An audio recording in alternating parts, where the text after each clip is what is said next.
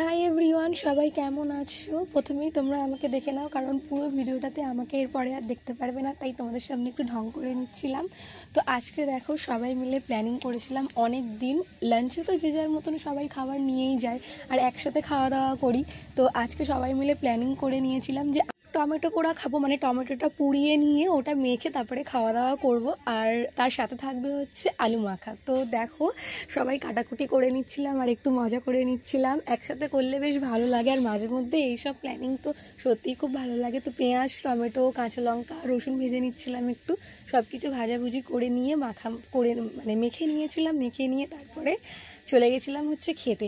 তোমাদেরও এরকম প্ল্যানিং করে অফিসে বলো বা কারো টিউশন হলে, কেউ যদি কোচিংয়ে প্ল্যানিং করো বা অথবা মানে যার যেরকম গ্রুপ থাকে সেরকমভাবে প্ল্যানিং করে খেতে কার কার ভালো লাগে অবশ্যই জানিও। আমাদের তো খুব মজা লাগে, আমরা মাঝে মধ্যেই এরকমভাবে খাই।